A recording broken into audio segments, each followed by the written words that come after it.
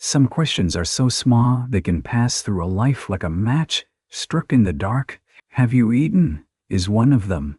On the frontier where pride could be as thin as a flour sack and loneliness as wide as the prairie, a plate of food was never just a plate of food. It was a hand reaching across the silence. It was a way of saying, without making a man lower his eyes, that somebody had noticed he was still alive. Phoebe Ransom was carrying a basin of gray dishwater across the kitchen floor of Mrs. Bellwether's boarding house in Larkspur Bend, Dakota Territory, when she saw the cowboys standing outside the back door in the blue hour before dawn. The wind shoved snow against his boots. His hat brim hung low, rimmed white with frost, and one gloved hand held a cracked leather saddlebag, as if it weighed more than a full-grown calf. On the table behind Phoebe sat a chipped blue plate with one heel of bread left on it, saved from supper because she could not bear to throw fruit away. The man's face was hollow under the lamp glow, his beard shadowed with ice, his mouth set tight in the way hungry men set their mouths when they have decided. Hunger is no one else's business. Phoebe should have shut the door. A housekeeper did not invite strange cowboys into another woman's kitchen, especially not when she herself had only $2.14 hidden in a tobacco tin beneath her cot, and a reputation already worn thin by poverty.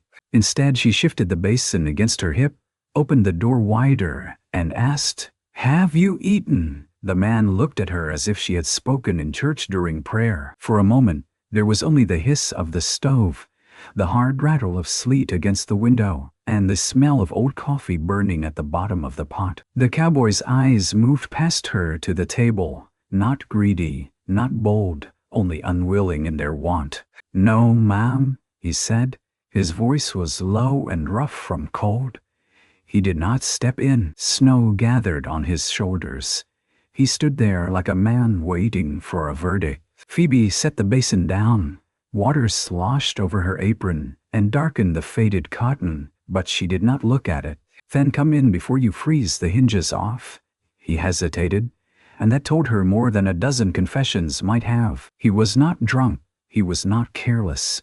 He was a man who had learned to ask nothing, even from a warm room. She took the chipped blue plate, put the bread heel on it, then added 2 spoonfuls of beans from the supper pot, a cold-boiled potato sliced thin, and the last strip of salt pork she had meant to save for her own breakfast. She poured coffee into a tin cup and set it all at the end of the table, where the lamplight was softest and the board had been scrubbed nearly white by years of poor women's hands. The cowboy stepped inside and removed his hat. "Much obliged," he said. Phoebe gave a small nod. "Sit," he did. And somehow, in that cold kitchen where no one had ever asked Phoebe Ransom whether she had eaten, Judson Yardley picked up the fork like it was something breakable. "Before the story goes further, tell me where you are listening from tonight. If this little frontier table touches your heart, like the story, share it with someone who needs gentleness, and subscribe for more quiet Western love stories." Now let us go back to Phoebe's kitchen, where the coffee was bitter and kindness cost more than money. He ate slowly at first, the way proud men eat when they know they are being watched. Phoebe turned away and wiped the stove, though it was already clean. She scraped ash from the firebox, set 2 sticks of cottonwood in, and listened without looking as the fork touched the plate. The boarding house was quiet above them. 6 narrow rooms, 4 boarders, 1 widow owner, and Phoebe sleeping in a storage alcove off the laundry porch. At dawn, the railroad clerk would want biscuits.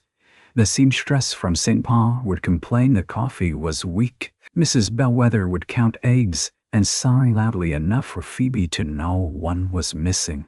Every morning had its own list of small humiliations, and Phoebe knew them all by heart. The cowboy finished the beans. He stopped with a last bite of bread in his fingers, as if unsure whether to take it. Phoebe said, "Bread doesn't improve by being stared at." He looked up, and something almost like amusement passed through his tired eyes. "No, ma'am." He ate it. She took the coffee pot off the stove and poured him another half cup. Name, Judson Yardley. The name carried a weight in town. Phoebe had heard it over laundry tubs and supper dishes. Yardley Place, 6 miles north past the dry creek. Good grazing land, bad luck. A man living alone where a house had once been lively. A man who came to town only for feed, nails, and black coffee at Holcomb's store. Never for dances, never for church socials, never with any woman's ribbon tied to his bridle. "I'm Phoebe Ransom," she said. "I know." Her hand stilled on the coffee pot. Judson seemed to realize how that sounded. He lowered his gaze. "Folks say you keep this house running." "Folks say plenty." "They do." There was no flattery in it, no grin, just an acknowledgement, plain as a fence post. Phoebe set the pot down. "You come to the back door for work or shelter?" "Neither." "Then what?" "My horse went lame south of the livery. I saw light." He touched the tin cup, but did not drink. "I meant only to ask whether I could stand in the shed till the storm passed." At 4 in the morning, he lifted one shoulder. "Storm did not ask my convenience." Phoebe almost smiled, but she had not smiled much lately and the muscles felt unpracticed. She reached for the cracked dish towel and folded it once, then twice. "Your horse in the alley, in the lee of the woodpile, shall need a blanket. He, then hell need one just the same." Judson looked toward the door. Phoebe went to the peg beside the stove and took down an old brown horse blanket Mrs. Bellwether used for carrying coal. It smelled of soot and lavender soap, because Phoebe washed everything eventually, no matter how low its station in life. Judson stood. "I can see to him. You can after you finish that coffee." The words came out sharper than she intended. She expected his face to close. Men did not like poor women telling them what to do, especially women in aprons with cracked hands and no family name worth mentioning. But Judson Yardley sat back down. He drank the coffee. Afterward, he went out with the blanket. Phoebe watched through the small square window above the sink. The storm bent around him, but he moved gently with the horse, lifting the blanket, speaking close to its ear, checking the foreleg by feel. He had large hands, the knuckles scarred, but they moved carefully. When he returned, snow clung to his lashes. "I'll pay for the meal," he said. Phoebe was already rinsing the plate. "It was leftovers." "I'll pay and no." His jaw tightened. She dried the plate and placed it on the shelf with the others. "You can bring the blanket back clean when your horse is mended. That will settle us." His gaze held on her face. Something troubled him there. Perhaps the bruise-colored shadows beneath her eyes. Perhaps the way her dress had been let out and taken in until no seam knew where it belonged. Perhaps nothing at all. "You work for Mrs. Bellwether?" he asked. "I do. She pay fair?" Phoebe laughed once, very softly. "Mr. Yardley, you're sitting in her kitchen eating her beans before sunup. Best not ask dangerous questions." The corner of his mouth moved, but the smile did not fully arrive. From upstairs came the creak of a floorboard. Phoebe stiffened. "You should go," she whispered. "If Mrs. Bellwether finds a man in this kitchen, I'll be blamed for more than charity." Judson stood at once. He put on his hat, then paused by the door. "Miss Ransom," she looked at him. "Have I what? Eaten?" The question landed in the kitchen like a cup set down too hard. Phoebe picked up the basin again. "I eat when the work is done." "That isn't an answer." "I is the only one I have time for another moment." He stood with his hand on the latch. Then he reached into his coat pocket and took out something wrapped in a clean handkerchief. He set it on the table and opened it with 2 fingers. A small apple lay there, wrinkled from keeping, its red skin dulled by travel. "I was saving it," he said. "For what?" He seemed to consider. "I don't rightly know." Then he left, before she could refuse. Phoebe stared at the apple until Mrs. Bellwether's bell rang upstairs. The day began badly. Mrs. Bellwether counted the pork strips and narrowed her eyes. "There were 4. There were 3, Phoebe said, though lying sat poorly on her tongue. "There were 4. I put them there myself." Phoebe kneaded biscuit dough with cold fingers. Then perhaps Mr. Digby took one again. He came down late for water. Mrs. Bellwether was thin as a broom handle and dressed always in black bombazine, though her husband had been dead 7 years and no one remembered him fondly enough to require it. She kept her keys tied at her waist and her mouth tied tighter. "You watch that clerk," she said. "And the eggs, and the coffee. This house bleeds money." Phoebe pressed the biscuit cutter through dough. Each circle came up clean. "Yes, ma'am." "And put more starch in the linens." Mrs. Valerie said her pillowcase was limp. "Yes, ma'am. And the woodbox is low. I'll fill it after breakfast." Mrs. Bellwether looked at Phoebe's damp apron. "You are forever wet, smoked, or floury." "Yes, ma'am." That was the safest answer to most things. By 8, the dining room filled with the clatter of spoons and the sleepy complaints of people who believed breakfast appeared because mornings had manners. Phoebe moved between kitchen and table with biscuits, coffee, gravy, and a bowl of stewed apples thin to make it last. Her own stomach tightened each time she passed the stove, but she had tucked Judson's apple into her apron pocket and carried the thought of it like a secret coal. Mr. Digby, the railroad clerk, read yesterday's paper and said, "Storm washed the East Road clean out. Here Yardley lost a dozen head last week." Phoebe's hand paused over his coffee cup. Mrs. Valerie, the seamstress, clicked her tongue. "Men like that ought to remarry. A house goes to ruin without a woman." Mr. Holcomb from the Mercantile, taking breakfast because his wife was visiting her sister, said, "No woman with sense would go out there. Yardley's place is half ghost. His wife ran off, didn't she?" "Died," said the schoolteacher, Miss Inez Pratt, quietly. Holcomb shrugged. "Same result for the house." Phoebe poured too much coffee. It spilled into Mr. Digby's saucer. He frowned. "Careful, girl." She was 27 years old, with more work behind her than Mr. Digby would ever see if he lived to 90. "Yes, sir," she said. By afternoon the storm had softened into wet snow. Phoebe hauled ashes, beat rugs, changed sheets, scrubbed chamber pots, mended a torn curtain, and boiled bones for soup. She ate the apple standing in the pantry, taking small bites so it would last. It was mealy and soft and the finest thing she had tasted in weeks. At dusk, when she went to bring in wood, the brown blanket lay folded on the back step. It had been brushed clean. On top of it sat a sack of flour tied with twine. Phoebe looked down the alley, but saw only wagon tracks and the pale sweep of prairie beyond the last buildings. She crouched and touched the sack. 10 pounds, might be more. On the twine was tucked a scrap of paper. For the meal, no signature. She should have told Mrs. Bellwether. Flour belonged to the house if left on the boarding house steps. But Phoebe knew the difference between payment, and she knew which one had been meant for her. She carried the sack to the pantry and hid it behind the cracked crock of pickles. 3 days passed before she saw Judson Yardley again.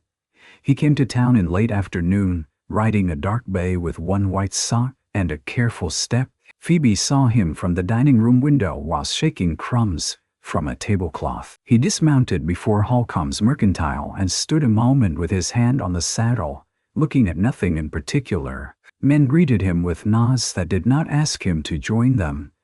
Women looked and looked away. He bought feed, lamp oil, nails, coffee, and a paper packet of sugar.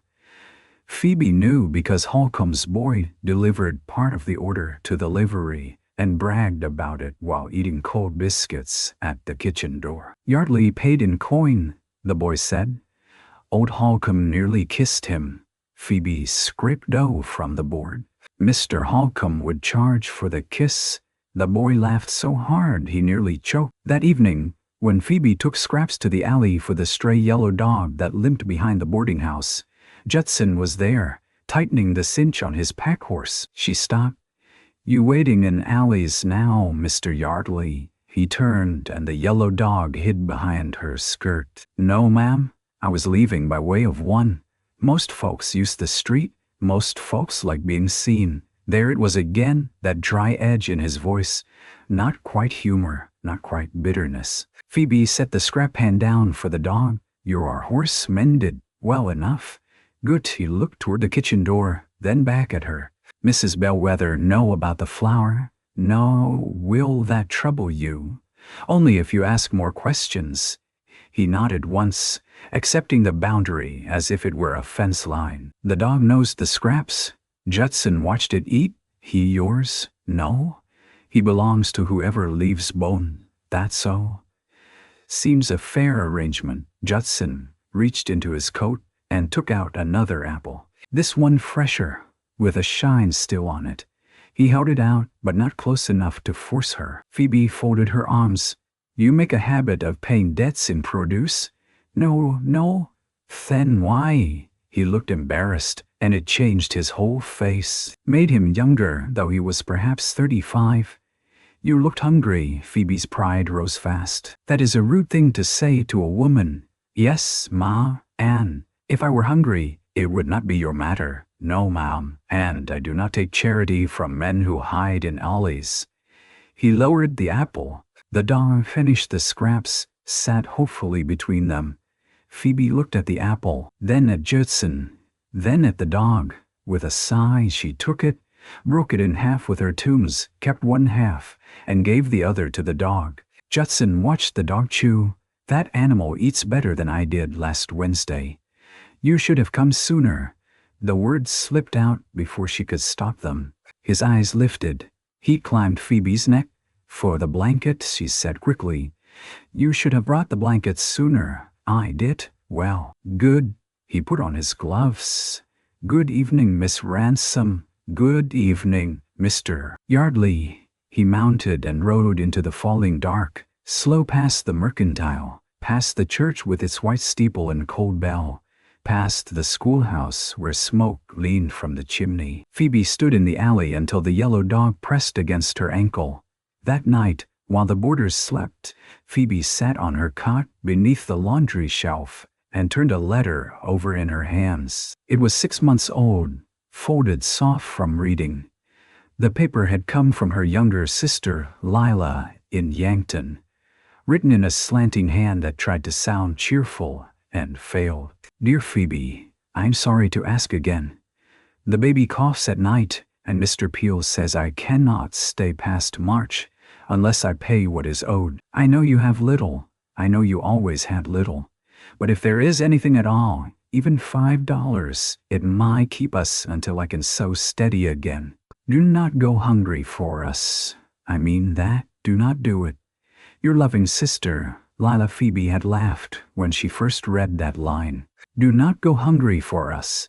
As if love on the frontier ever asked permission before taking the food from your plate. She had sent $3 in April, $2 in May, and $1 last month wrapped inside a newspaper. Now July was nearing, and Mrs. Bellwether had docked her wages for a broken lamp chimney Phoebe had not broken. $2.14 sat in the tobacco tin.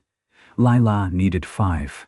Phoebe folded the letter and tucked it under her thin pillow. Then she lay listening to the wind move around the boarding house, thinking of a quiet cowboy eating beans from a chipped blue plate, as if someone had set forgiveness before him and called it supper. The next week, Mrs. Bellwether received a request. Phoebe was dusting the parlor when Judson Yardley came through the front door, not the back, not the alley. He removed his hat properly and stood on the worn flowered rug, as if he disliked being indoors, but would endure it for business. Mrs. Bellwether descended the stairs with her keys clinking. Mr. Yardley, we do not often see you in town twice in a month. No, Ma. What can I do for you? I need help at my place. The dust cloth stilled in Phoebe's hand. Mrs. Bellwether's eyes sharpened. Help, house help, cleaning, cooking some. Laundry, if it can be managed. 3 days' work might be 4. Phoebe kept her gaze on the mantel clock.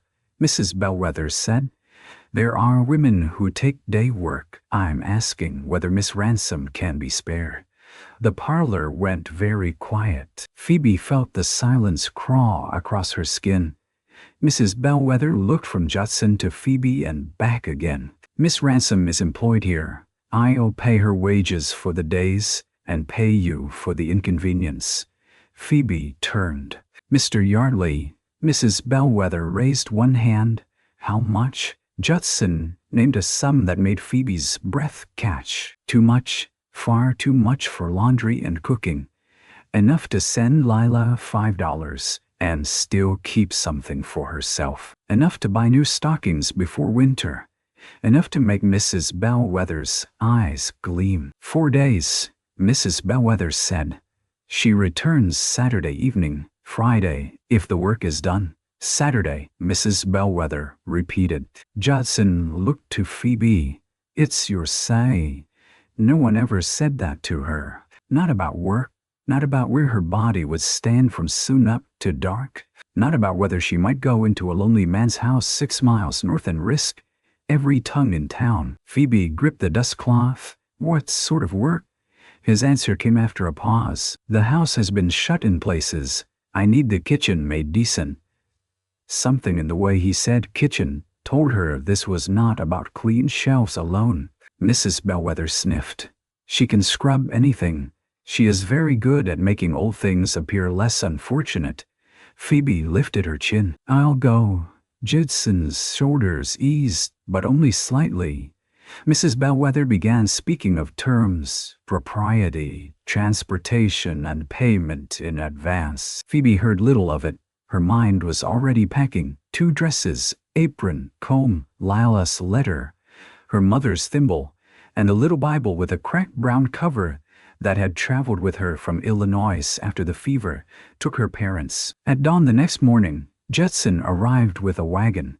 Phoebe climbed up beside him under the stare of Mrs. Bellwether, Mr. Digby, Mrs. Valerie, Holcomb's boy, and Miss Pratt, who gave Phoebe a small nod of courage from the schoolhouse steps. Phoebe wore her brown dress, her cleanest apron, and the gray shawl she had mended so many times it was more stitched than wool. Her trunk sat behind them in the wagon bed, though she would be gone only days. A woman carried her life in small things because large things were so easily taken. The road north ran over open prairie where the grass bent silver in the morning wind. Larkspur Bend shrank behind them, its church steeple and water tower standing like 2 fingers raised against the sky. The wagon wheels cut through muddy ruts. Meadowlarks flashed from fence posts.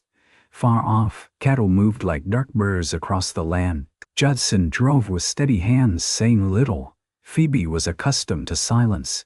Kitchens had plenty of it after midnight, but this silence had weight, not emptiness. It sat between them like a third passenger. At last she said, "You did not need to pay that much." "Yes, I did." "No, you didn't. If I'd offered less, Mrs. Bellwether might have refused. If you'd offered less, she would have sent me faster and called it economy." Judson looked at her then. The smallest crease appeared near his eye. "My bay." The wagon rolled on. After a while, Phoebe said, "Why me?" He did not answer at once. A hawk circled above the low ridge, wings still against the wide blue. "You asked if I'd eaten," he said finally. "That is not a reason to hire a housekeeper." "It is for me." Phoebe looked down at her hands, folded tight in her lap. The nails were short, the knuckles chapped, the fingers strong from wringing sheets and kneading dough. "Do you often make business arrangements from kitchen questions?" "No." "Then I must be special." She meant it lightly, to ease the strange ache his answer had made. Judson did not smile. "You were kind when no one required it."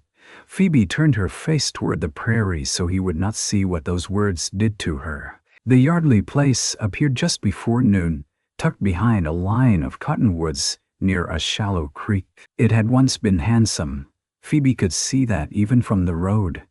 A 2-story frame house painted white long ago, now weathered gray at the edges. A barn with 1 door sagging, corrals needing repair. A porch with 3 missing spindles and a chair overturned as if someone had left in anger and never come back to set it right. No smoke rose from the kitchen chimney. No curtains hung in the front windows. The place looked less abandoned than waiting. That was worse. Judson stopped the wagon near the porch. He climbed down and came around to help Phoebe, but stopped short of touching her. She stepped down on her own. A dog barked from the barn, deep and uncertain. "That's Abel," Judson said. "He makes noise but has no policy after." Abel proved to be a black and white shepherd with one torn ear. He approached Phoebe stiff-legged, sniffed her hem, then leaned against her with the exhausted judgment of an animal who had decided she might be useful. "Good morning to you too," Phoebe said, scratching behind his ear. Judson watched that, and some old sorrow moved through his face before he turned away. Inside, the house smelled of dust, cold ashes, leather, and rooms not entered. The front parlor was draped in sheets. The hallway floor bore muddy tracks that had dried and been walked over until they became part of the grain. On a small table near the stairs sat a woman's hairbrush, silver-backed and black with tarnish, as if set down only yesterday. Phoebe saw Judson notice her noticing. "My wife's," he said. The word wife hung there. Phoebe kept her voice even. "Do you want it moved?" He looked at the brush a long time. "Not yet," so she nodded and did not touch it. The kitchen was worse than the rest, not from filth exactly, but from neglect. Dishes stacked in a pan, flour spilled and hardened in a white scab along the worktable, the stove black with soot, a coffee cup sitting alone by the window stained nearly brown inside, mouse droppings in the pantry, a cracked jar of peaches gone bad on the shelf, a calendar from 1888 still pinned to the wall, showing a picture of red roses no Dakota winter had ever allowed. Phoebe set down her bundle and rolled up her sleeves. Judson stood in the doorway. "I can help." "Yes." He seemed surprised. She pointed to the wood box. "Fill that, then water, then open the windows. The house needs to breathe." "Before either of us can," he obeyed. That first day, they worked more than they spoke. Phoebe sorted dishes into what could be saved and what could not. Judson carried broken crates, hauled water, shook rugs, and took down mouse-chewed curtains without comment. When Phoebe found the pantry too bare for supper, he brought in beans, coffee, cornmeal, salt, and a side of bacon from the smokehouse. "You do have food," she said. "I forget to cook it." She looked at him over the pantry shelf. "Food does little good as decoration." "No, Ma'am." By dusk, the kitchen windows were open to the last warm light. The stove had been scraped clean enough to shine in patches. A pot of beans simmered with bacon, cornbread browned in a skillet. Coffee stood ready, not burned, not weak. Phoebe set the table for two, then paused. Judson stood near the door, hat in hand. "Do you not eat at your own table?" she asked. He looked at the square pine table with its knife scars and scrubbed pale top. "Not much." "Where do you eat?" "Barn, porch, sometimes standing." Phoebe pulled out a chair. "Not tonight." His hand tightened around the hat brim. She softened her voice. "Mr. Yardley, I cooked supper. I mean for somebody to sit down to it." He came slowly, like a skittish horse approaching water. They ate by lamplight. Abel slept beneath the stove. The wind moved the clean curtains Phoebe had found in a drawer and shaken free of dust. Judson took one bite of cornbread and stopped. Phoebe watched him. "Something wrong?" "No, you look as if I've poisoned you politely." He swallowed. "My mother made it in a skillet. So did mine. Been a long time since I smelled it." The room changed then, not visibly. The lamp still burned. The beans still steamed. But grief had entered and taken a chair. Phoebe looked down at her plate. "Long time since mine did too." He did not ask. She was grateful. Later she washed dishes while he dried them. He was poor at it, leaving drops in the cups and stacking plates badly. Phoebe corrected him without thinking, moving a plate from one side to the other. "They lean if you put the big one first," she said. He looked at the shelf, then at her. "I never knew dishes had opinions." "Everything in a kitchen has opinions. Even the stove. Especially the stove." "Yours is offended." He made a sound that might have been a laugh. if loneliness had not rusted it halfway through. That night, Phoebe slept in the small downstairs room off the kitchen. It had once belonged to hired help. The mattress was thin but clean after she beat it. She placed her mother's thimble on the crate beside the bed, tucked Lila's letter beneath the Bible, and listened. Above her, the house creaked. Outside, a horse stamped in the barn.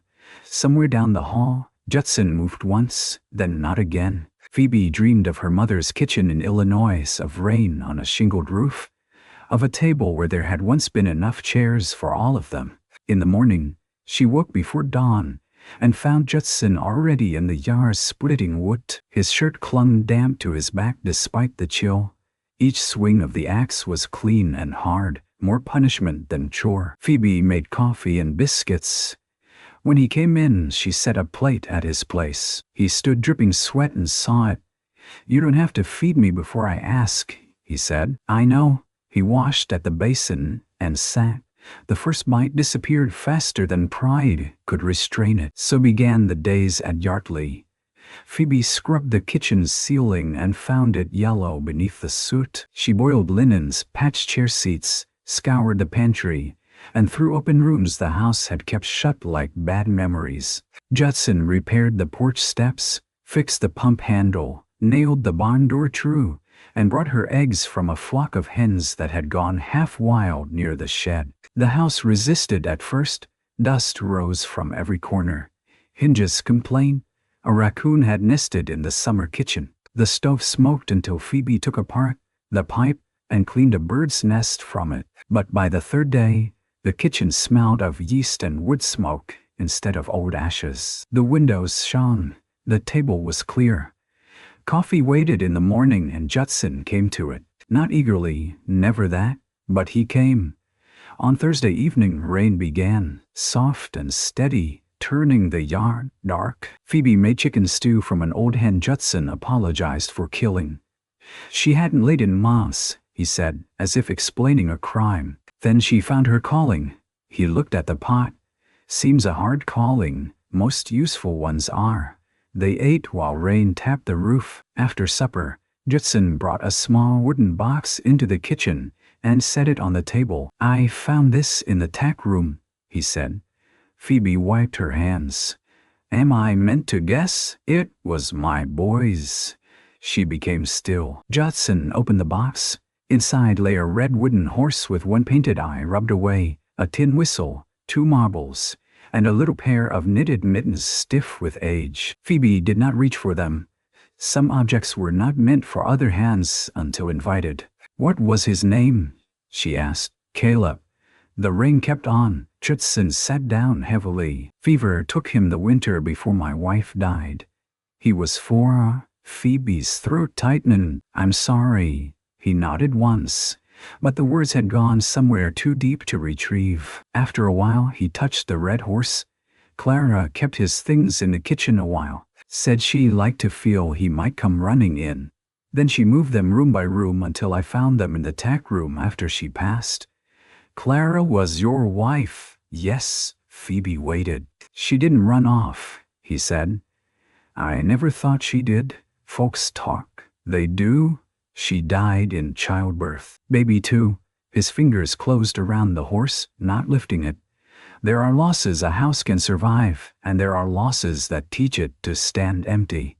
Phoebe looked toward the stove, where stew simmered gently, though supper was done. She thought of her parents buried 2 days apart, of Lila coughing blood into a rag the year after, of hunger made ordinary by bills and medicine. She thought of the apple Judson had given her because he had seen too much in her face. "My mother had a blue mixing bowl," Phoebe said, "cracked along one side. She kept using it because the crack did not go all the way through. After she died, I carried it from Illinois wrapped in a quilt. It broke in the wagon before we reached Yankton." She folded the dish towel slowly. "I cried harder over that bowl than I did at her grave." Judson looked at her then, not with pity, with recognition. "Why?" he asked softly. "Because at the grave everyone was watching." He said nothing. The rain spoke for them. At last he pushed the wooden box toward the center of the table. "Can you clean these?" "Yes." "Not make them new?" "I wouldn't dare." Something in his face loosened. "Good." The next morning, Phoebe was meant to return to town. She packed her trunk after breakfast. Judson paid her wages in full, wrapped in paper, and added a small jar of honey. "For Mrs. Bellwether?" she asked. "For you." "I don't need gifts." "No," but he left it on the trunk anyway. The wagon ride back to Larkspur Bend was quieter than the first. The prairie had washed clean after the rain. Sun struck water in the ruts. Phoebe held her wages in her pocket and felt the shape of $5 for Lila, like a prayer answered by inconvenient hands. At the edge of town, Judson slowed the team. Phoebe looked at him. "You can take me to the front." "I know. You planning to leave me in the road?" "No." He seemed to struggle with words, and she did not help him. She had learned that if you rushed a quiet man, you often received only the safest lie. Finally, he said, "Would you consider coming again? To clean, to work, cook some, keep house some, not live in town under Bellwether's Toomey." He looked straight ahead. "I can pay fair. You'd have your own room. Door with a lock, Sundays free if weather allows. No obligation beyond wages." Phoebe's heart gave one hard, foolish beat. A woman alone in a cowboy's house, even with a locked door, even with wages, even with propriety nailed up like boards against weather. Tongues would still find cracks. "I have a position," she said. "You have labor." "I don't know if I'd call it a position." She almost laughed, then did not. "And town would talk. Town already does. About you. I came about me." His jaw moved. "Yes, at least you're honest." "Not always. But about that, yes." Phoebe looked toward Larkspur Bend. The boarding house stood at the far end, stiff and narrow, waiting to swallow her days. She thought of Mrs. Bellwether's keys, Mr. Digby's girl, the cold cot, the tobacco tin. She thought of the Yardley kitchen with clean windows, and the way Judson had sat at the table each morning, as if learning the habit of being alive. "I'll think on it," she said. "That's all I ask." But Mrs. Bellwether did not allow much thinking. When Phoebe entered the boarding house, Mrs. Bellwether demanded the wages first. Phoebe gave her the agreed portion and kept the rest tucked inside her stays. Mrs. Bellwether counted twice. "He paid generous. He paid what you named. Do you not take that tone? I'm tired." Tired women become careless women. Phoebe lifted her trunk. "Then I'll be careful after supper." She sent Lila $5 the next morning. The postmaster sealed it under his ledger, while Holcomb leaned on the counter pretending not to listen. "Yardley paid you well, I hear," Holcomb said. Phoebe met his eyes. "Then you heard correctly. Careful out there. Lonely men sometimes get notions. Lonely towns do too." The postmaster coughed into his hand to hide a smile. By evening the talk had grown legs. Mrs. Valerie asked whether Phoebe had seen Clara Yardley's ghost. Mr. Digby asked whether Yardley kept a proper separate room for hired women. Holcomb's wife, returned from her sister's, told Mrs. Bellwether that no decent housekeeper would spend nights on a widower's ranch. Phoebe listened while polishing silver no one used. At supper, Mr. Digby said, "I suppose ranch wages suit you better than boarding house respectability." Phoebe set down the gravy boat. Miss Pratt looked up sharply. Mrs. Bellwether said, "Phoebe," but Phoebe had swallowed too many insults with too little food. "Respectability," she said, "is a fine word from a man who hides bacon in his newspaper." Mr. Digby flushed crimson. Mrs. Valerie gasped. Holcomb laughed before his wife kicked him beneath the table. Mrs. Bellwether's face went white with fury. By 9 that night, Phoebe was dismissed, not loudly. Mrs. Bellwether did not like scenes unless she directed them. She entered the laundry porch while Phoebe was folding sheets, and placed the tobacco tin on the table. I will not keep a woman who brings scandal to my house and insults paying boarders. Phoebe looked at the tin. You went through my things. They are under my roof. My wages are in there. Not enough to settle what you owe for the broken lamp, the missing provisions, and the damage to my reputation. Phoebe felt the room tilt. I owe you nothing for your reputation. Mrs. Bellwether's eyes were cold. You might sleep here tonight. In the morning, you leave. Phoebe did not cry. Not then. Crying in front of Mrs. Bellwether would be like pouring water into sand. She packed her trunk by lamplight. Her hands shook only when she folded the gray shawl. She had 26 cents left after sending money to Lila. 26 cents, 1 jar of honey, 2 dresses, a Bible, a thimble, and the kind of name people could step on without dirtying their shoes. In the morning, rain threatened again. Phoebe carried her trunk to the front steps. No one came to help. Miss Pratt was already at school. Holcomb watched from across the street, uneasy but silent. Mrs. Bellwether locked the door behind her. Phoebe stood on the boardwalk as wagons passed and mud spat beneath wheels. She could go to the church. She could ask Miss Pratt for a corner. She could walk to the depot and spend 26 cents on nothing useful. She could send a note to Judson Yardley and prove every gossip right. Instead, she gripped her trunk handle and began walking north. The road was 6 miles. Mud dragged at her hems. The trunk banged against her knee until she had to stop and rest. Twice wagons passed without offering a ride. Once Holcomb's delivery boy slowed, but his father was with him and looked away. At the 3rd mile, rain began. Phoebe pulled the gray shawl over her head and kept walking. Her boots filled, her fingers numbed. Pride warmed nothing. By the time the Yardley cottonwoods appeared through the rain, she was stumbling more than walking, dragging the trunk behind her with both hands. Judson found her at the gate. He was riding in from the south pasture, slicker dark with rain. At first he stared as if his eyes refused the sight. Then he dismounted so fast the horse sidestepped. Phoebe. It was the first time he used her given name.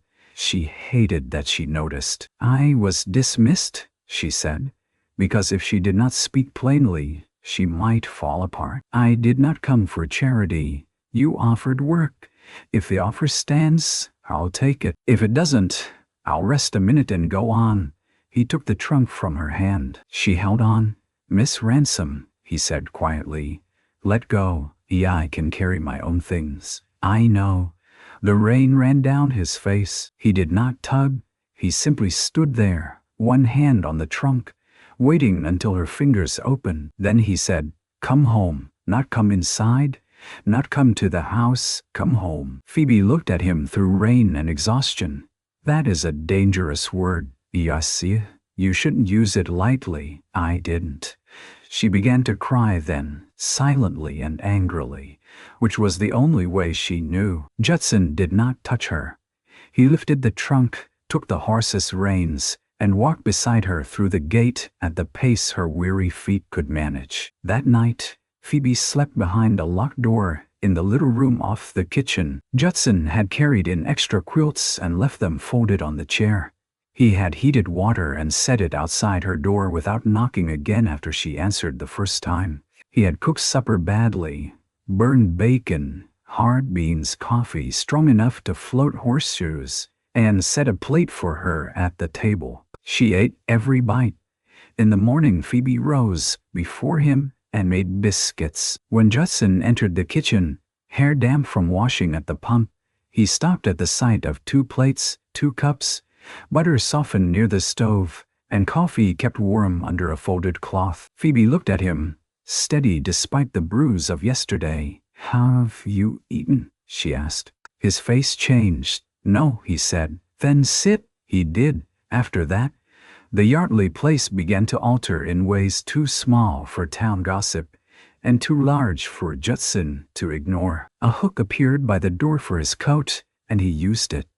Coffee was kept warm when he came in late from mending fence. The cracked step was repaired not because Phoebe asked, but because Judson saw her stumble once and said nothing, then fixed it before dawn.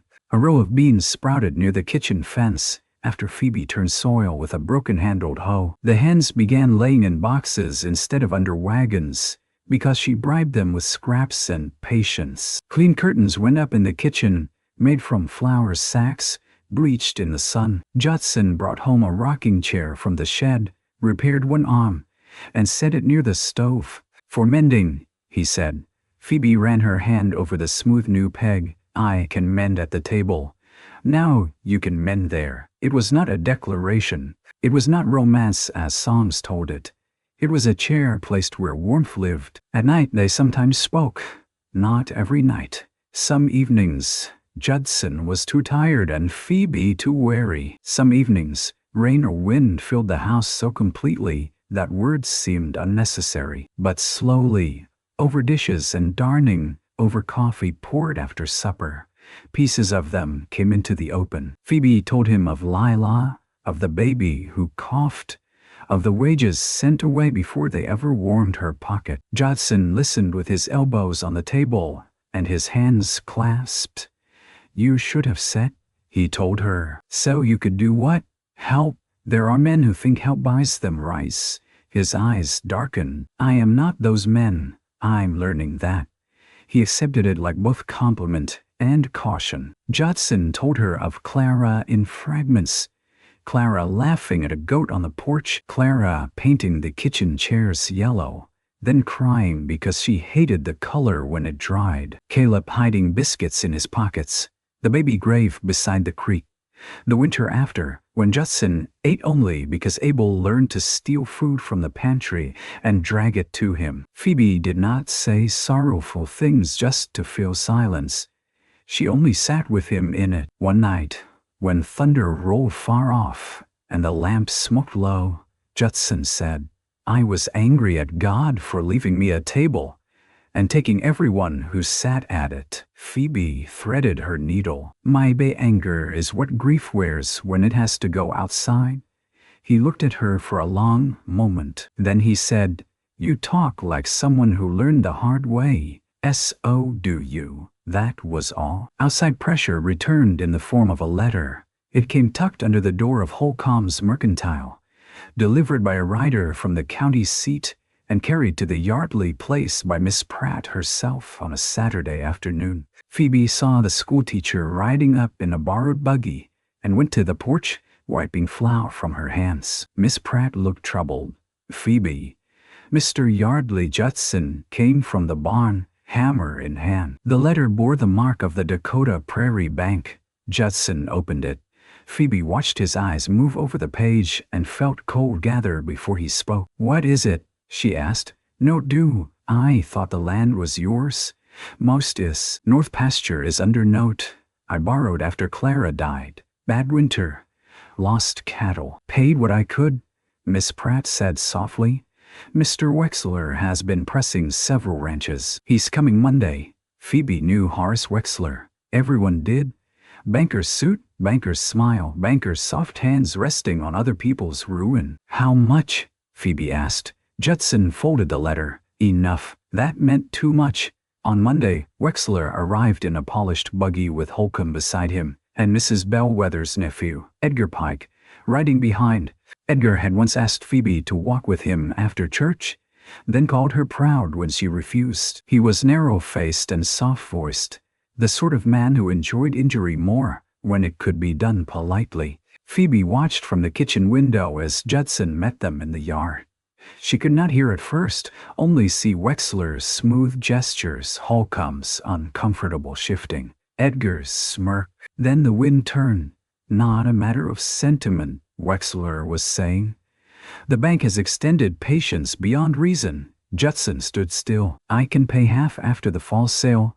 The bank requires full settlement or collateral transfer. The north pasture is worth twice the note." "Then you should have no trouble finding a buyer." Wexler looked toward the house. "Though I hear you have taken on additional domestic expense." Edgar laughed softly. Phoebe stepped out before she decided to. Judson turned. "Phoebe."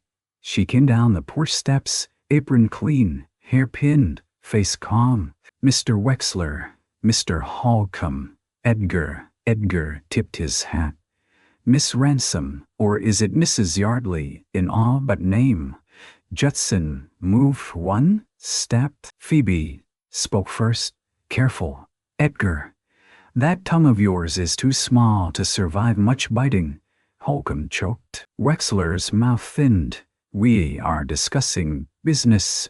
So am I. Phoebe held out her hand. May I see the note? Wexler stared. This does not concern you. I keep Mr. Yardley's house. I tally his stores.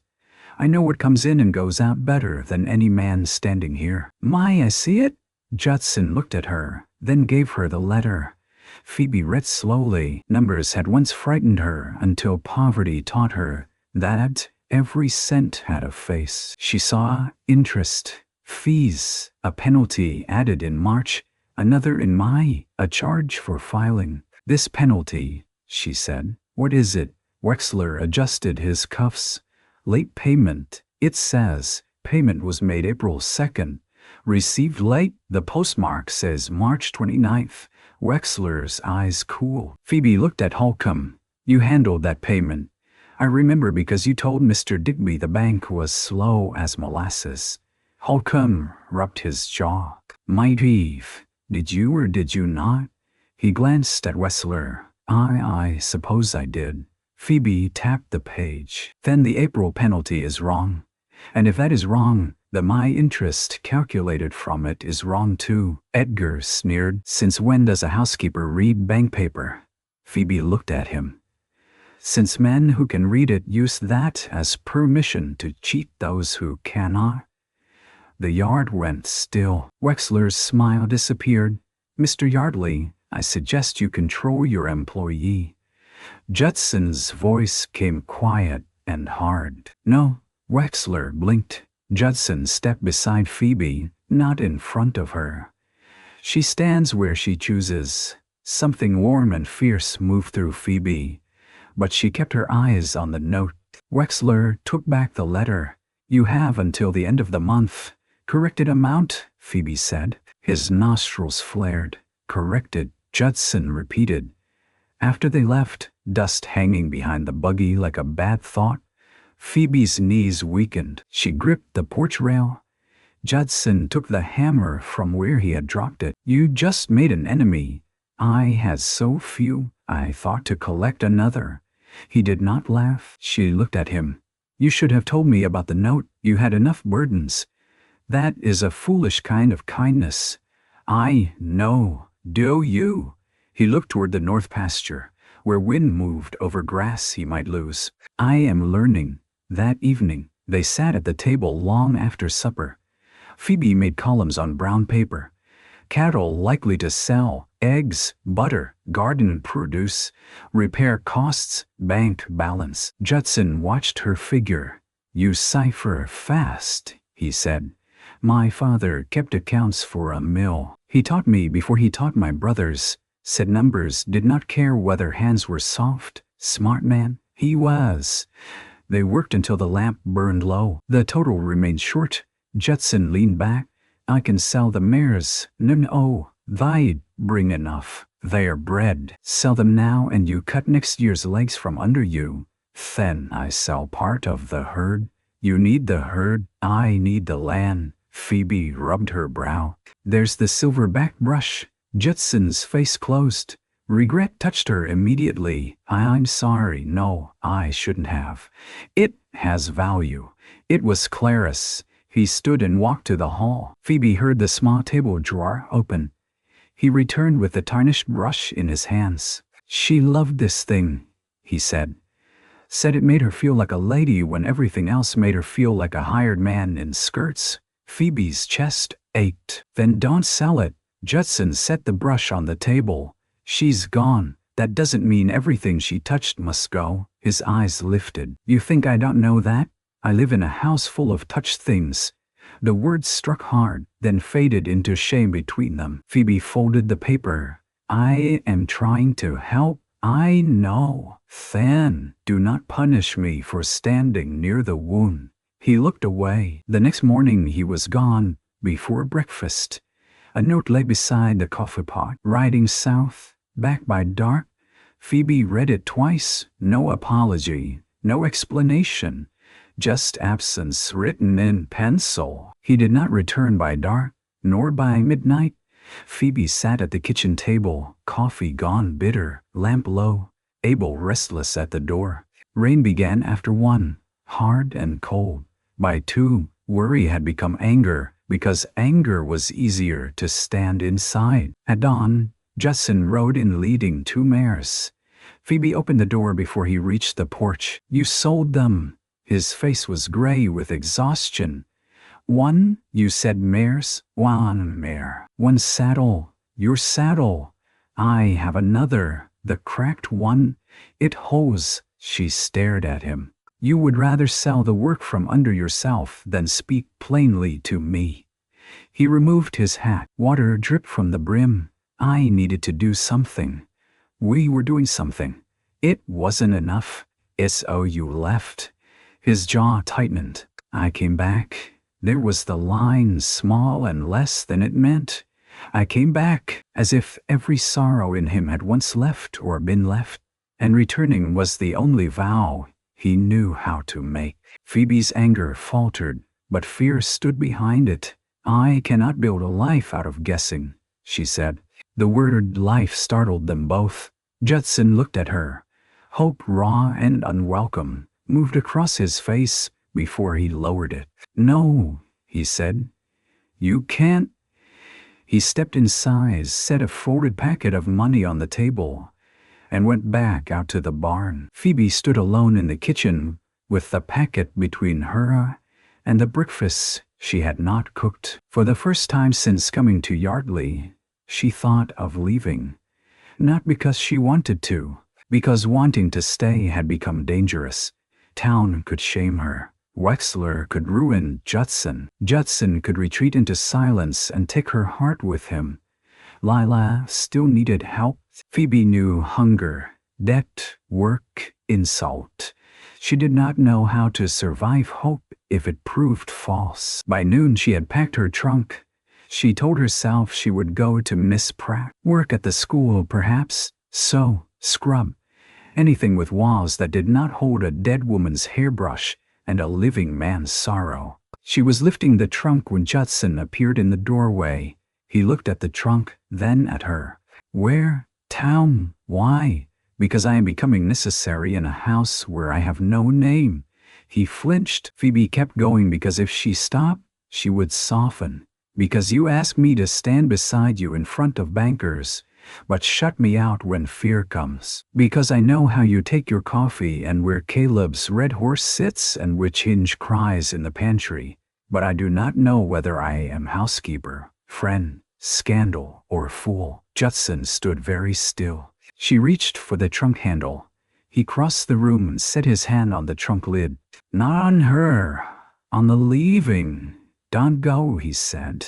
Simple bear, no speech. Phoebe's fingers tightened. "That is not enough." "I know." He swallowed. His hand remained on the trunk. "I don't know how to do this right. I buried a child, then a wife, then the part of me that expected supper to matter. You came into my kitchen and moved 1 plate, and the whole house started breathing. It scared me." Phoebe's eyes burned. "I am not asking you not to be scared." "What are you asking?" "To not make me pay for it alone." He nodded slowly, like a man accepting a sentence. "Stay, not because I need a housekeeper. I do. But not for that." His voice roughened. "Stay because this table is different when you're at it." She looked at him through tears she refused to let fall. "And my name?" she asked. His face softened with pain. "Phoebe Ransom. A woman who saved my accounts, my stove, my hens, my pride more than once, and my sorry hide from living on coffee and grief. A woman I should have defended sooner and will defend from here on." It was not a proposal, not yet. It was something better for that moment. A plank laid across a flooded place. Phoebe let go of the trunk. "All right," she said. "I'll stay today." Judson breathed out. "Tomorrow is not promised," she added. "No, And you will eat before riding out angry. A shadow of a smile reached his eyes. Yes, Mom. That evening, Phoebe made potato soup with onions and a little bacon. Judson set the table without being asked. He placed the red horse between the lamp and the salt crock, then seemed embarrassed and moved it back to the shelf. Phoebe pretended not to notice. July hardened into August. Heat settled low over the prairie. Grasshoppers clicked in the weeds. The garden gave beans, then squash, then tomatoes Phoebe guarded like rubies. Judson took butter and eggs to town under her careful accounting. Miss Pratt came sometimes on Sundays, bringing news and borrowing books. Holcomb became oddly polite after the banknote business, though his wife still looked at Phoebe as if dignity were a dress she had stolen. Mrs. Bellwether never apologized. Wexler did worse. He put the corrected amount in writing, but he also spread word that Yardley was unstable, that no buyer should deal cattle with him, that the north pasture would soon be bank land anyway. 2 ranchers delayed purchases. 1 backed out. The end of the month approached like a storm cloud. Then Lila's second letter came. Phoebe opened it on the porch at sunset while Judson repaired harness nearby. Dear Phoebe, the baby is worse. I do not know how long we can keep the room. I hate to ask. I hate the asking more than hunger. But if there is any chance I can come to you, I will work. I will wash floors. I will do anything. I am afraid to be alone with him sick. Forgive me. Your Lila. Phoebe sat down hard on the porch step. Judson rose. What happened? She handed him the letter because words were beyond her. He read it, folded it carefully, and gave it back. She can come here, he said. Phoebe stared. No, yes, there is no money. There is a room. There is debt. There is soup. Judson. He crouched in front of her, hat pushed back, hands hanging between his knees. You once asked me if I'd eaten when feeding me could cost you work. Let me answer proper this time. Her mouth trembled. This is not a plate of beans. No, it's family. The words struck deep. She has a child, Phoebe whispered.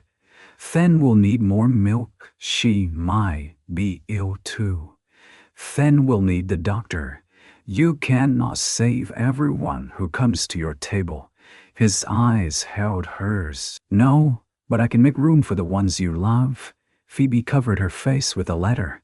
The next day, Judson rode to town to wire money he did not have. He sold 2 steers early at a poor price and came home with a receipt for Lila's fare north. Phoebe waited in the yard. Fury and gratitude tangled so tightly she could not separate them. You should have asked me, she said. Yes, but you didn't. No, why? He dismounted slowly. Because you would have said no to protect me. I might have. And I would have spent the rest of my life knowing I let your sister and that child suffer to preserve my pride. He tied the reins. I am tired of pride eating first. Phoebe looked at him. There it was, the title's promise, turned inside out. A hungry man learning to set another plate before fear took the chair. Lila arrived 10 days later in a wagon from the depot, thin as a candle, with a baby boy bundled against her chest. His name was Samuel. He had solemn blue eyes, a cough too large for his body, and one fist that would not release Phoebe's finger. Judson stood back while the sisters held each other in the yard. Lila cried. Phoebe cried. Samuel coughed and cried because everyone else was doing it. Abel barked until the baby stopped from surprise. Phoebe led them inside. At the kitchen table there were 4 places set. Lila looked at the bowls, the bread, the little jar of honey in the center, and then at Phoebe. I don't want to be a burden. Judson pulled out a chair. Have you eaten? He asked. Phoebe turned away quickly, pressing her apron to her mouth. Lila looked from him to the chair and began to weep again, but softly this time, as if kindness frightened her less than it used to. Samuel's sickness changed the house. Nights became broken by coughing. Phoebe boiled water with horehound and honey. Lila slept when she could. Judson rode for the doctor, then for medicine, then for more firewood, though it was not yet cold. He learned to hold Samuel upright against his shoulder and walk the porch when the child could not breathe lying down. The first time the baby fell asleep there, Judson stood for nearly an hour after, afraid to move. Phoebe found him in the dawn light, Samuel limp and peaceful against his chest. "You can lay him down," she whispered. Judson looked at the child. "Caleb liked to sleep like this." Phoebe touched his sleeve. Not his hand, not yet. His sleeve. "Then stand a little longer." He did. The bank deadline came with Samuel still feverish and the household worn thin. Judson had most of the money. Not all. Even after selling Steers a saddle and 2 watches from a drawer upstairs, he remained short by $43. Phoebe knew because she kept the figures. She also knew Wexler would not forgive 43 cents, much less dollars, if cruelty could purchase land. On the morning Wexler was due, Phoebe opened her trunk. At the bottom, wrapped in an old stocking, lay her mother's thimble. Silver, dented, worth perhaps a few dollars to anyone else, but to Phoebe it held every dress mended by lamplight, every shirt cuff turned, every flour sack made useful. Beside it lay the jar of honey Judson had given her, still half full. Under the Bible was the little roll of coins she had saved since coming to Yardley. Not enough. She took the thimble anyway. Then she went to the hall table and looked at Clara's silverback brush. She stood there a long time. When Judson came in from the barn, he found both objects on the kitchen table, the thimble and the brush. His face went still. "No, yes, no. Phoebe, listen. I won't sell your mother's thimble, and I won't watch you lose land while we keep grief polished on tables." His eyes flashed. "That brush is not yours to give. No, it's yours.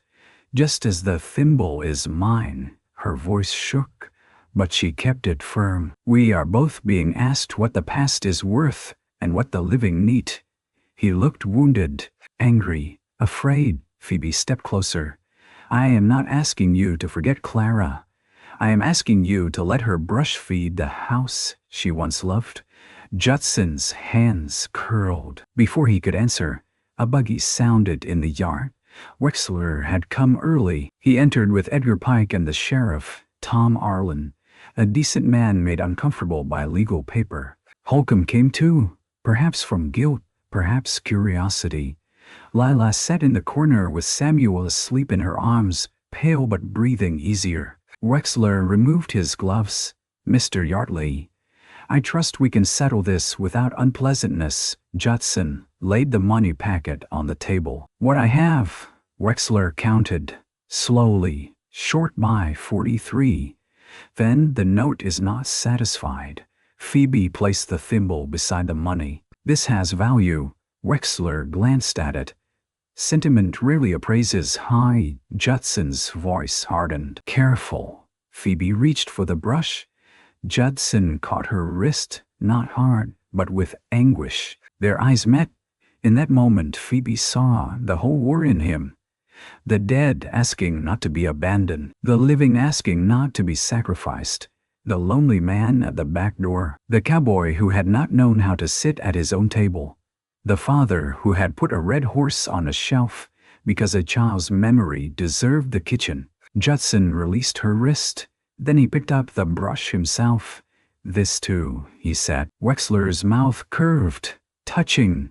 The sheriff frowned. "Horace." Wexler examined the brush. "It might cover part." Holcomb shifted. "It covers all." Everyone looked at him.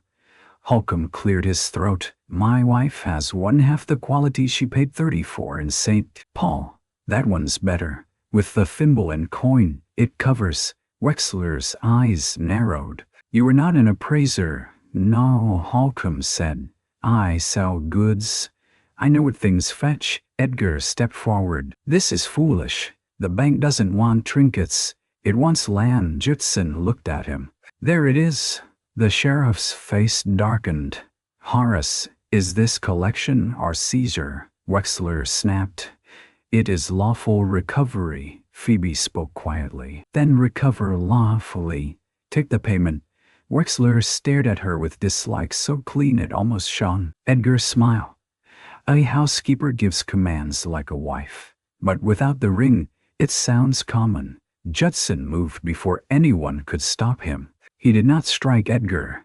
He did not shout. He simply stepped between Edgar and Phoebe, close enough that Edgar backed into the chair. Say her name with respect, Judson said. Edgar swallowed. She has none. Judson reached into his vest pocket and took out a small folded paper. Phoebe had not seen it before. He turned to Sheriff Arlen. Tom, you're a witness. Tia what? Judson looked at Phoebe. The room vanished around her. Wexler, Edgar, Holcomb, the sheriff, Lila with sleeping Samuel, the stove ticking heat, the red horse on the shelf, the coffee waiting under cloth, all of it narrowed to Judson's face. I went to Reverend Cole yesterday, Judson said. Not to trap you, not to pressure you. I asked what was proper if a man wished to court a woman under his roof without letting town filth stain her name. He wrote a statement that I intended honorable courtship and would answer any insult made against you as against my own household. Phoebe could not speak. Judson unfolded the paper and laid it on the table. It is not a ring. It is not a demand. It is a public vow of my conduct. The sheriff picked it up, read, and nodded. I'll witness that. Miss Pratt's voice came from the doorway. As so will I. No one had heard her arrive. She stood with rain on her bonnet and a look sharp enough to cut thread. Judson kept his eyes on Phoebe. I should have given you this before any man had cause to think you undefended. Phoebe's heart was beating so hard she felt it in her hands. Wexler scoffed. Romantic theater does not settle debt. No, Judson said. He pushed the brush, the thimble, and the money forward. This does. Sheriff Arlen looked at Wexler. Take the payment, Horace. For one long second, the banker refused without refusing. Then Holcomb crossed his arms. You'll buy the brush, Holcomb said. $35 credit against the note. Miss Pratt stepped forward. I'll buy the thimble for $8 and return it to Miss Ransom when she permits me. Phoebe turned. Inez. Miss Pratt shook her head once. Let people help without making them wrestle you to the ground. Judson gave Phoebe a faint look. Despite everything, despite Wexler's anger and Edgar's sour face, Phoebe almost laughed. The note was paid. Wexler wrote the receipt with a hand stiff from fury. Sheriff Arlen signed as witness. Holcomb tucked the brush carefully in his coat, looking ashamed now that he held a dead woman's treasure. Miss Pratt closed her palm around the thimble and gave Phoebe a look that promised safekeeping. When they were gone, the house seemed to exhale. Judson stood by the table, empty-handed. Phoebe went to the shelf and took down Caleb's red horse. She set it where the brush had once lain in the hall. Judson watched her. A house should remember, she said, but it should not starve to do it. His eyes filled, though no tears fell. Lila carried Samuel upstairs to rest. The kitchen grew quiet except for the stove and rain. Judson touched the courtship paper still on the table. I meant every word. Phoebe looked at it. Honorable courtship sounds very formal. I am a formal man. You are a man who eats beans in barns, less than formally. She smiled then. A real smile, small and tired and bright enough to change the room. Judson's breath caught. Phoebe saw it and looked down, but she did not hide the smile completely. What does honorable courtship require? She asked. I'm told calling at the door. You live here. I can go outside and knock. That would be foolish. I have talents in that direction. She laughed softly. The sound startled Abel awake beneath the stove. Judson stepped closer, stopping with a respectful space between them. It requires asking permission before taking liberties, such as walking with you after supper.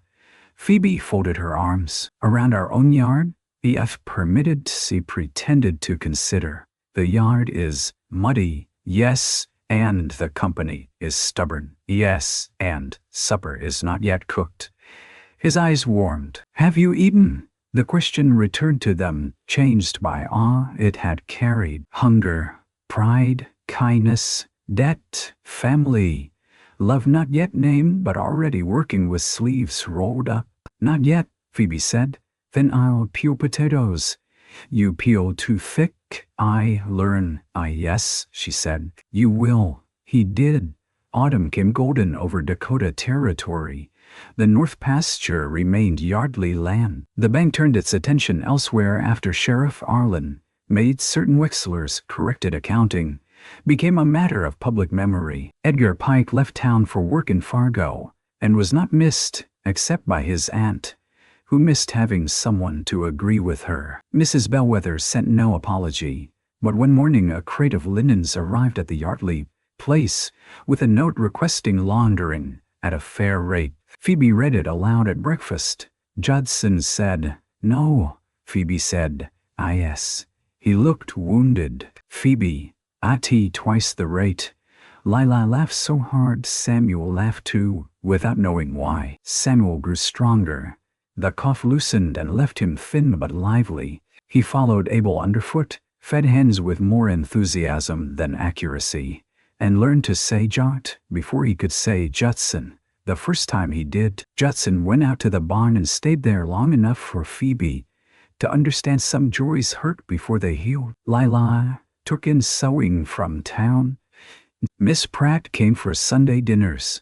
Holcomb eventually returned Clara's brush, saying his wife found it too fine for their mirror. Phoebe knew a lie of kindness when she heard one. She placed the brush in a drawer lined with clean cloth, not on the hall table. Memories, she had learned, deserve shelter too. The thimble came back from Miss Pratt, wrapped in blue paper. Phoebe used it that night to mend Judson's shirt while he read aloud from the Bible in his slow, careful voice, Samuel asleep on Lila's lap, rain whispering at the windows. Courtship, as practiced by Judson Yardley, was a practical and solemn affair. He walked with Phoebe after supper when weather allowed. He asked before taking her hand the first time, and looked so grave about it that she nearly told him she was not a bank note requiring witness. But when his fingers closed around hers, warm and scarred and uncertain, she said nothing at all. He brought her small things, not apples anymore, unless he brought enough for everyone. A packet of needles, blue ribbon for the kitchen curtains, a book of poems from a traveling peddler, though he admitted he did not understand most of them. A new handle for her hoe, fitted smooth. Phoebe gave him things too, coffee not boiled to death, shirts mended before he noticed the tear, a place at the table kept even when he rode late, truth when he retreated, silence when truth would only bruise. One evening near harvest, Judson came in from the barn, washed, shaved, and wearing his black coat. Phoebe looked up from rolling pie dough. "Someone died." "No." "Bank come back." "No." "Then why do you look like a preacher's warning?" Lila, sewing by the stove, hid a smile. Judson removed his hat. "Phoebe, will you walk with me?" Phoebe glanced at her floury hands. "Now, yes, the pie. I'll watch it," Lila said. Phoebe narrowed her eyes at her sister. "You knew." Lila bent over her sewing. "I know nothing. I am frail and innocent." Samuel banged a spoon on the floor.